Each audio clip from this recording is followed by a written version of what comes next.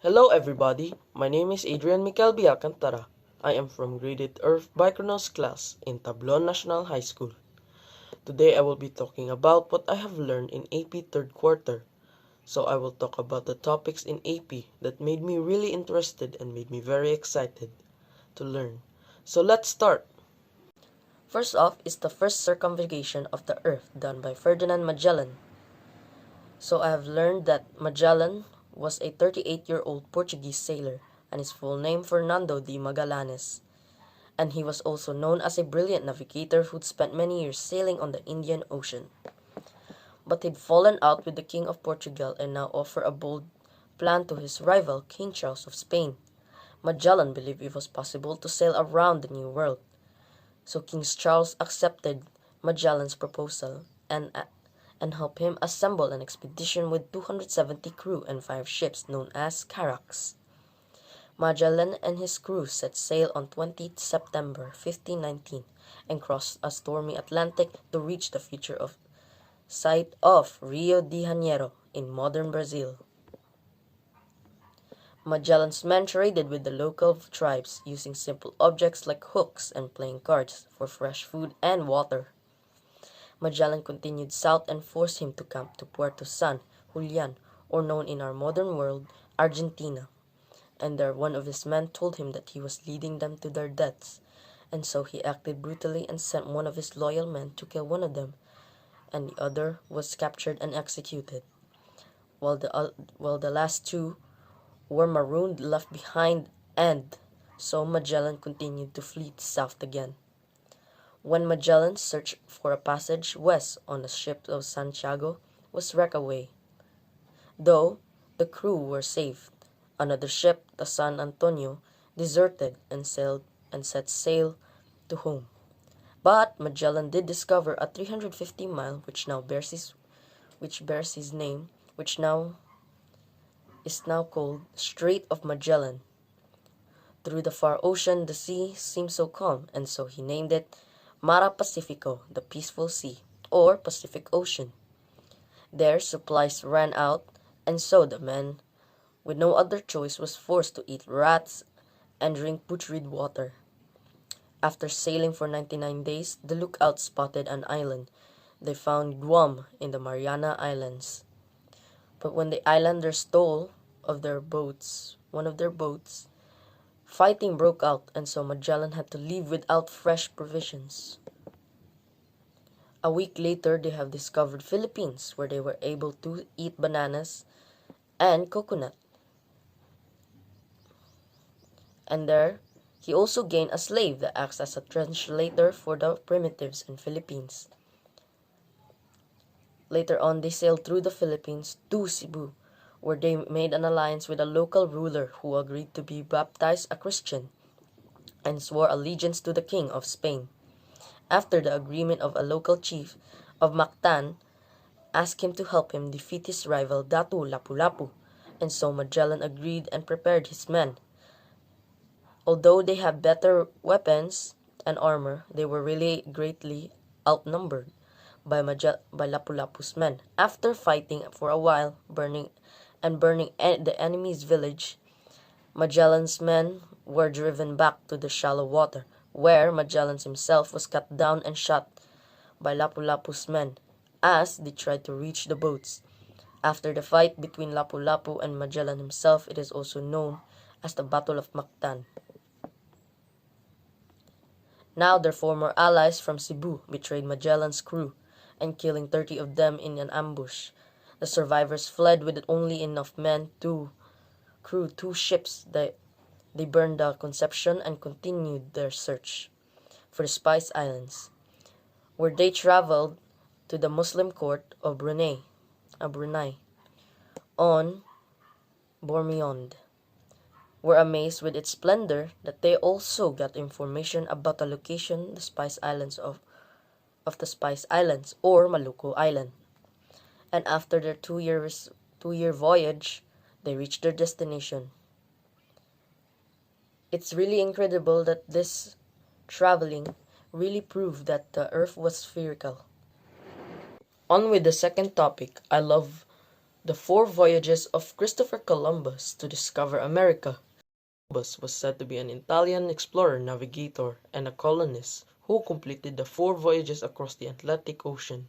He is also remembered as the principal European discoverer of the Americas, and he helped to bring Americas to the forefront of the Western consciousness. Columbus was a believer of the spherical nature of the world. As an ambitious man, he hoped to find a western trade route to lucrative spice markets in Asia. But rather than sailing east, he thought sailing west would lead him to Japan and China. Christopher Columbus went to sea at the age of 10, and at the age of 22 he participated in trading voyages in the Mediterranean seas. His first voyage into the Atlantic Ocean in 1476 nearly cost his life, as the commercial fleet he was sailing with was attacked by French privateers off the coast of Portugal. His ship was burned and Columbus had to swim to the Portuguese shore. He made his way to Lisbon, Portugal, where he eventually settled in and married Felipe Pettis Lisbon a trail, and the couple had a son named Diego. Around 1480 his wife died soon after, and so Columbus moved to Spain, and he had a second son, Fernando, who was born out of wedlock in 1488 with Beatriz in the recast A. Adan Columbus 1492. Columbus departed from below Stella from Para with 3 ships. Columbus sailed to the Canary Islands, which belonged to Castile, then departed from San Sebastian de la Gomera in a 5-week voyage across the Atlantic Ocean. The ships made landfall not in Asia, as Columbus assumed, but on one of the Bahama Islands in October. So Columbus explored the northeast coast of Cuba, where he landed on October 28th. At first he thought it was already the Asian continent, but seeing no major cities or civilizations of primitive natives, they decided to continue sailing in search of the continent. 3 months later, Columbus made his last stop of this voyage in the New World in the Bay of Lincoln. In the northwest Hispaniola, the problem was almost 100 crew members could not fit in the 2 small caravels to return to the Castile. Columbus decided to leave 40 men behind in the makeshift settlement on Hispaniola and return to Spain.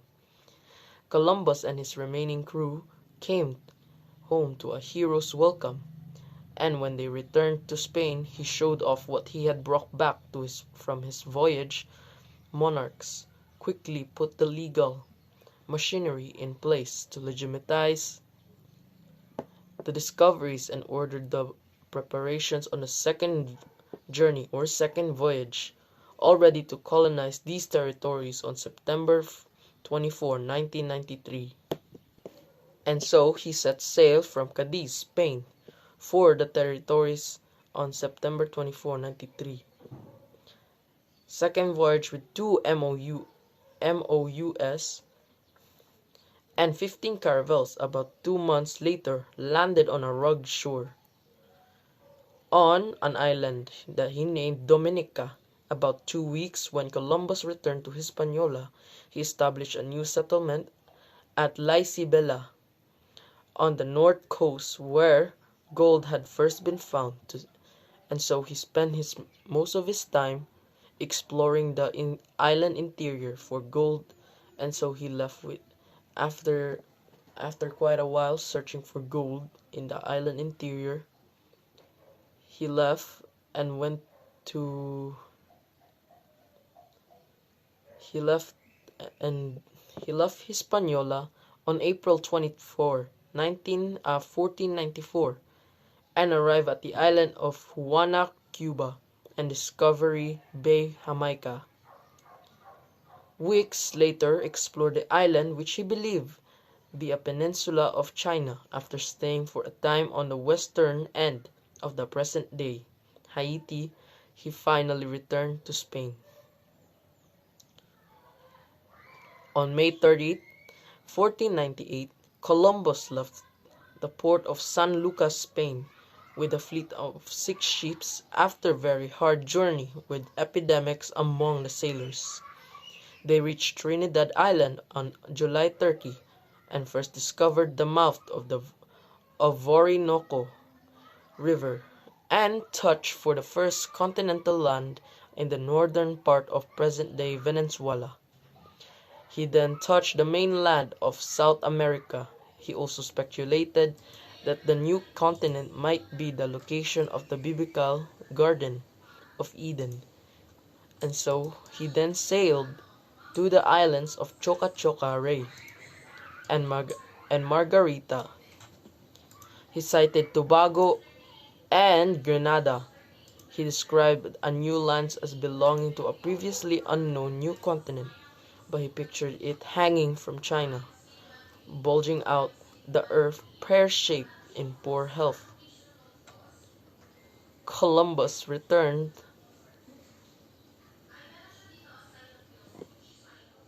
to Hispaniola on the 19th of August, only to find out that many Spanish settlers on a new colony against his rule, claiming that had misled them about the supposedly bountiful riches the New World. Columbus forced to make peace with the rebellious colonists on humiliating terms on March 14, 1502. Columbus made a fourth voyage with strict orders from the king and queen, which instructed him not to stop at Hispaniola but only to search for a westward passage to the Indian Ocean mainland.